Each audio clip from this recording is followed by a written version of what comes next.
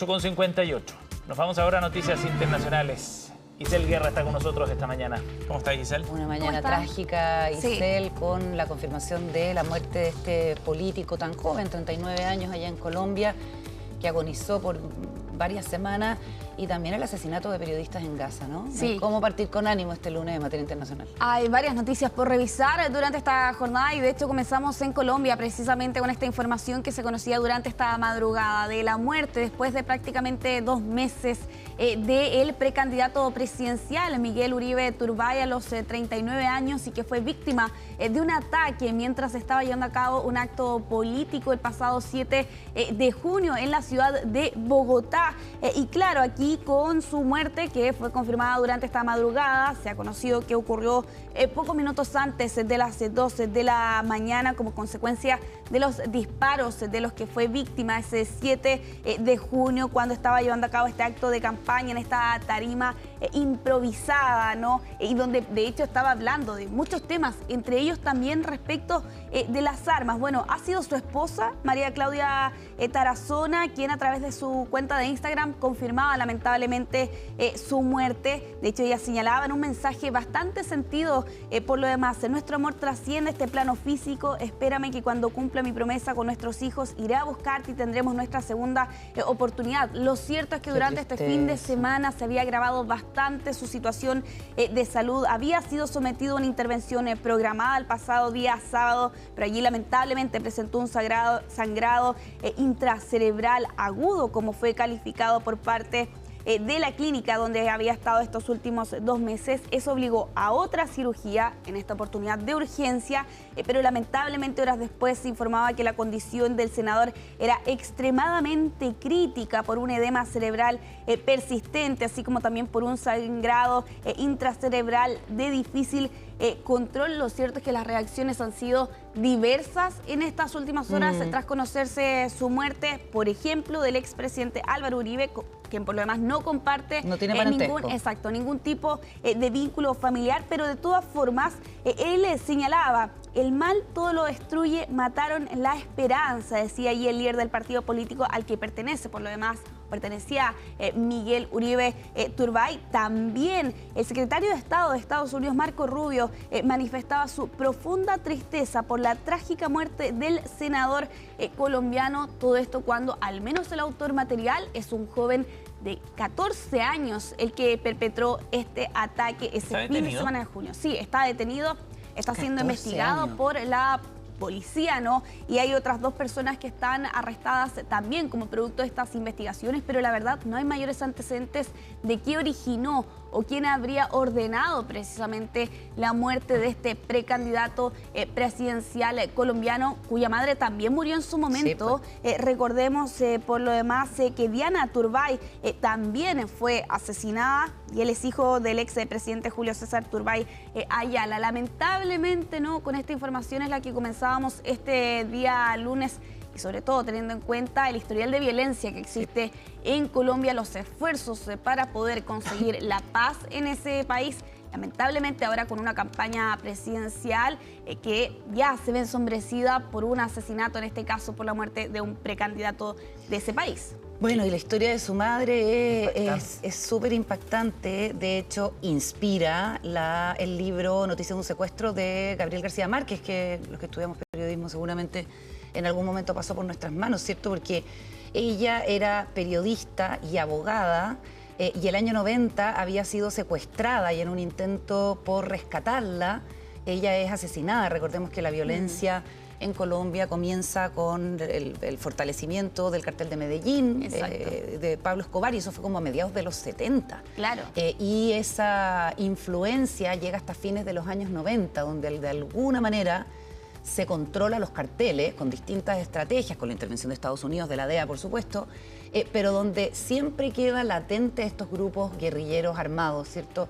Que se emplean por distintos motivos y según distintos intereses. Pero claro, lo que tú dices es súper importante, porque este era un candidato que no apoyaba a Petro, por decirlo de alguna manera, sino todo lo contrario. Estaba más alineado con Iván Duque, que también ha lamentado su muerte, con el propio Álvaro Uribe, que acaba de ser condenado por un supuesto delito de corrupción y que, según, digamos, los opositores al gobierno de Petro, es solamente una maniobra política. Sí, pues esas son las acusaciones que hay en esta, lamentablemente, caso de violencia política, que hasta este momento no está del todo claro los ribetes y las causas que habrían originado por lo demás este asesinato, con una situación política también allí en Colombia en vísperas de lo que vamos a ver próximamente son las elecciones en ese país. Bueno, tú mencionabas por lo demás a Álvaro Uribe, que recientemente fue declarado culpable, ¿no?, de una suerte de haber influido en el relato que entregaron algunas de las personas involucradas en un juicio contra su persona. Y claro, ahora lamentablemente con esta confirmación de la muerte de Miguel Uribe Turbay durante esta jornada a la corta edad de 39 años, tras haber sido atacado mientras estaba pronunciando allí un mensaje en una de las zonas de la capital, allí en Bogotá, hace solo 2 meses atrás. Es una noticia de la que vamos a estar actualizando durante esta jornada, pero lamentablemente no es la única muerte para reportar durante esta mañana. Vamos a continuar en la Franja de Gaza. Lamentablemente, con esta información que conocíamos el día de ayer por la noche, el asesinato de al menos 7 personas, 4 de ellos periodistas de la cadena Al Jazeera, en un ataque lanzado por Israel, que de hecho ha reconocido y ha acusado a uno de esos periodistas de tener vínculos con Hamas. Lo cierto es que esa acusación ya la había lanzado anteriormente contra Anas al-Sharif, este periodista de 28 años que ha cubierto ampliamente la guerra desde la Franja de Gaza, y que solo unos minutos antes de que fuera asesinado había publicado lo siguiente en su cuenta de redes sociales: si esta locura no termina, Gaza quedará reducida a ruinas, las voces de su gente silenciadas, sus rostros borrados, y la historia los recordará como testigos silenciosos de un genocidio que decidieron no detener. Eso era lo que él había publicado solo unos momentos antes de este ataque. Él estaba junto a estas otras personas en una carpa con otros periodistas, que tenía marcado en el exterior el cartel de prensa, esto cerca del hospital Al-Shifa. Bueno, yo les mencionaba, Israel ha reconocido estar detrás de este ataque porque lo acusa de liderar una célula de Hamas, algo que ya había negado anteriormente el periodista. De hecho, él había mencionado anteriormente que su única misión es informar la verdad desde el terreno tal como es. Y bueno, Israel acusaba a esta célula de lanzar ataques con cohetes contra civiles israelíes y contra las fuerzas de defensa de Israel. Tremendo. Y es una tragedia, evidentemente, lo que ocurrió ahí, sobre todo si es que fue un ataque deliberado, como se presume, hacia este grupo de periodistas que están cumpliendo un rol fundamental para evidenciar la masacre que se está viviendo ahí en Gaza, el genocidio de parte del gobierno de Benjamín Netanyahu.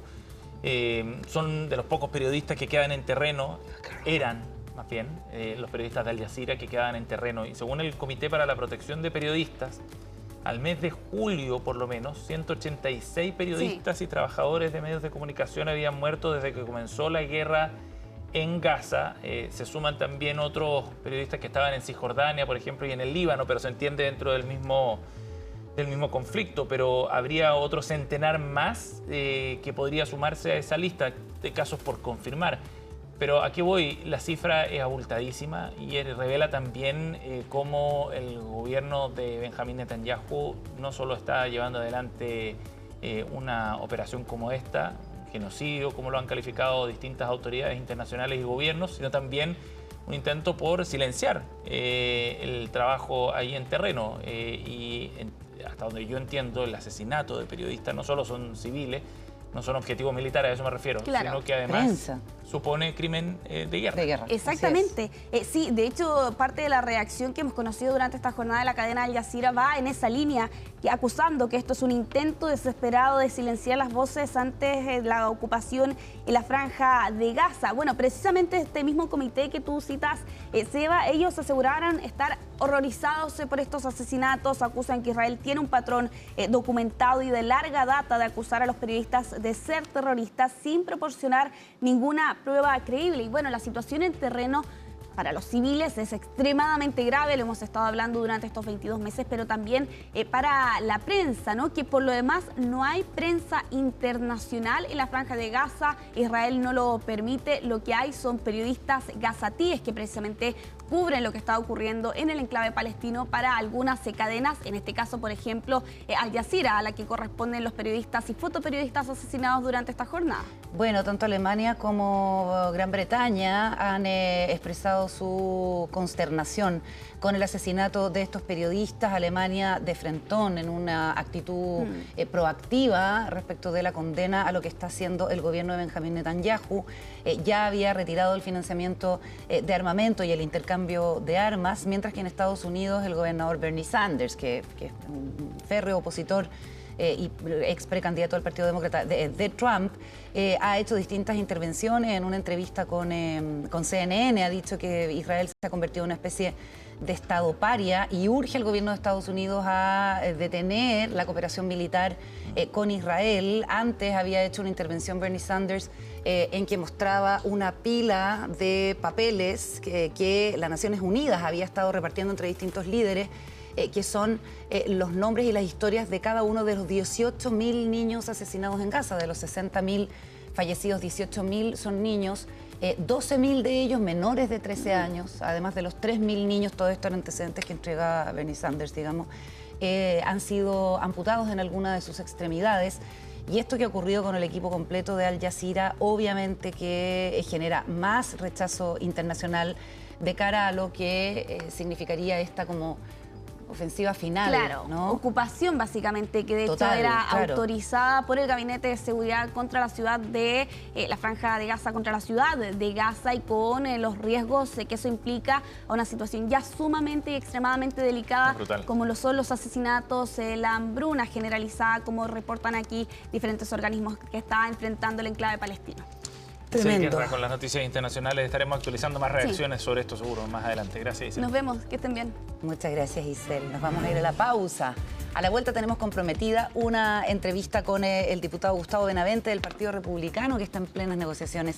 Agustín Romero. Perdón, Agustín Romero, Romero, nada sí. que ver. Gustavo Benavente era otro parlamentario, que es de la UDI además. Vamos a estar conversando con Agustín Romero por las negociaciones de las listas que tienen que estar inscritas el próximo sábado.